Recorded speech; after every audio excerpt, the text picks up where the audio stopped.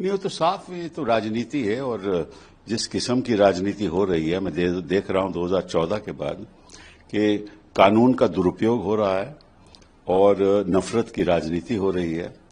और जो हमारा लोकतंत्र है, अगर ऐसे ही चलता रहे तो लोकतंत्र क्या, केवल एक ढांचा रह जाएगा। लोकतंत्र की जो बुनियाद है वो लोकतंत्र की खत्म हो जाएगी। रूल ऑफ लॉ जिसको हम कहते हैं, डेमोक्रेसी, लोकतंत्र, कहां है रूल ऑफ लॉ? अभी इनको चार्जशीट करने का आज के दिन क्यों कर रहे हैं ये सब चार्जशीट? ये मामला तो कितना पुराना है।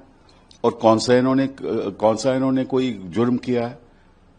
अरे भैया, जिस शख्स ने ये फाइल किया वो शेयर होल्डर तो नहीं है, और एजेएल ने तो कोई कंप्लेंट नहीं किया, कंपनी तो कोई कंप्लेंट नहीं किया। तो इनको क्या तकलीफ हो रही है? और कौन से प्रोसीड्स ऑफ क्राइम जिसको कहते हैं कि भाई जुर्म का जो पैसा है, कौन से जुर्म का पैसा इनके पास है? जो कंपनी है वो तो एक सेक्शन 25 कंपनी है, तो उसमें तो आपको कुछ ले ही नहीं सकते कंपनी से। वो जारी संपत्ति है, वो कंपनी की है। लेकिन इनका मकसद ये नहीं है। इनका मकसद जो पहले भी कर चुके हैं कि नफरत फैलाओ।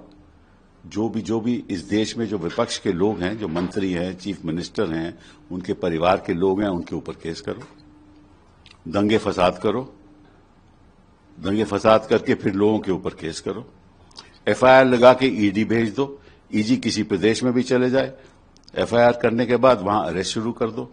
और अगर कोई सिविल सर्वेंट है और सिविल सर्वेंट किसी विपक्ष के सरकार के नीचे काम कर रहा है, उसको धमकाओ और कोर्ट में जाकर ये कोशिश करो कि भाई कोर्ट आपके पक्ष में कोई फैसला दे दे।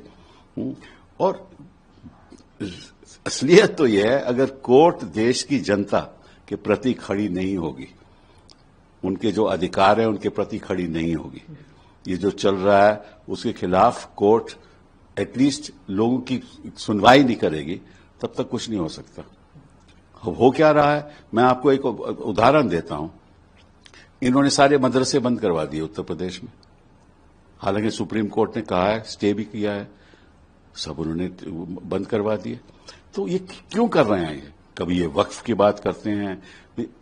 देश के सामने कौन से मुद्दे हैं? देश के सामने मुद्दे हैं कि जो अपनी बेरोजगारी का मुद्दा हुआ, शिक्षा का मुद्दा हुआ, स्वास्थ्य का मुद्दा हुआ, देश को आगे बढ़ाना है, आर्टिफिशियल इंटेलिजेंस के बारे में बात हो। लेकिन इनको केवल ईडी दिखती है। और उसे लोग कभी केरला के चीफ मिनिस्टर के खिलाफ प्रयास करते हैं, कभी उसकी परिवार के प्रयास करते हैं, कभी ममता जी को डिस्टेबलाइज करना चाहते हैं, चीफ मिनिस्टर को के खिलाफ केस करके हटवाना चाहते हैं। उधर महाराष्ट्र में इन्होंने किस तरह से सरकारें बदल दी। वो क्राइम नहीं है, वो कोई जुर्म नहीं है कि आप लोगों को आकर्षित करके, हम जानते हैं क्या होता है, उनको मंत्री बना दो और उससे पहले उनके खिलाफ बयान दो कि बड़े करप्ट हैं, फिर उन्हीं को मंत्री बना दो। हाँ, अपने पक्ष में लेकर वो सब बेदाग हो जाते हैं। तो ये देश के लिए ठीक नहीं है। और मैं आपको सच बात बताता हूं कि ऐसे ही देश चलता रहेगा ना तो कुछ रहेगा नहीं। आज के दिन क्या हो रहा है कि लोग डरे हुए हैं, खासतौर पे जो अल्पसंख्यक लोग हैं वो भय से रह रहे हैं यहां, क्योंकि वो मालूम है कि कुछ आवाज उठाएंगे तो कुछ ना कुछ हो जाएगा। और जब इनके लोग हिंसा करते हैं तो कोई एफआईआर नहीं होती, और एफआईआर उनके ऊपर होती है जो विक्टिम्स होते हैं, जिनके खिलाफ हिंसा हुई हो, उनके खिलाफ एफआईआर होती है। बच्चे हमारे 5-5 साल से 4-4 साल से जेल में बह हुए हैं। तो ये क्या हो रहा है इस देश में? क्या ये मुद्दे हैं देश के सामने? वक्फ का मुद्दा हुआ, और क्या नफरत से ही राजनीति चलेगी? ये जो लोग अपने आप को कहते हैं ना हिंदू, ये हिंदू एक्चुअली इनको हिंदुइज्म का कुछ मालूम ही नहीं। हिंदू क्या है, हिंदू धर्म क्या है, किस आधार पे जो धर्म मानता है उसको कैसे आगे बढ़ना चाहिए, इनको कुछ नहीं मालूम। अगर हिंसा करें और मेजॉरिटी के लोग करें तो कोई फर्क नहीं इनको पड़ता। तो ये तो हो रहा है हमारे देश में। और मुझे ये नहीं समझ आई कि इनको क्या मतलब क्या प्रॉब्लम है इनको गांधी फैमिली के साथ? इन्होंने सब कुछ तो अपने पक्ष में कर लिया, इलेक्टोरल बॉन्ड में पैसा बटोर लिया, सत्ता भी इनके पक्ष में है, इनके गवर्नर के इनके इशारे पे काम करते हैं, सीईसी भी इनके इशारे पे काम करती है, सब कुछ तो इनके पास है।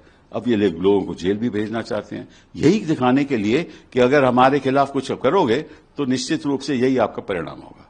सर, आपने तो यूपीए सरकार भी बहुत करीब से देखी है, उस वक्त के जो बीजेपी के बड़े लीडर्स थे उनको भी आपने देखा है।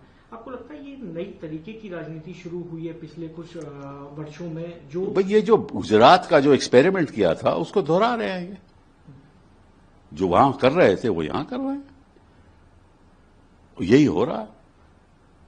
ऐसा लगता है कि भाई लोगों के कोई हक ही खत्म हो गए, सब हक खत्म हो गए, कोई लोगों का कोई हक ही नहीं है। इनके कोई जर्नलिस्ट इनके खिलाफ बोलेगा तो उसके खिलाफ शुरू कर देंगे, कोई यूट्यूब पे कोई पॉडकास्ट चलाता है तो उसके खिलाफ शुरू कर देंगे, बच्चे एजिटेट करेंगे, क्रिटिसाइज करेंगे तो उसके खिलाफ कुछ कर देंगे, कोई आवाज उठाएगा तो उसके खिलाफ कार्रवाई शुरू कर देंगे। तो किस किस्म की राजनीति है? इसीलिए संविधान बना था हमारा, अंबेडकर जी के यही सपने थे, और ये बात अंबेडकर जी की करते हैं, गांधी जी की करते हैं। उनके आदर्श के सामने को लेकर तो आगे बढ़ते नहीं है। बात करेंगे गांधी जी, काम करेंगे उल्टा, बात करेंगे संविधान की रक्षा की और उसकी धज्जियां उड़ाएंगे।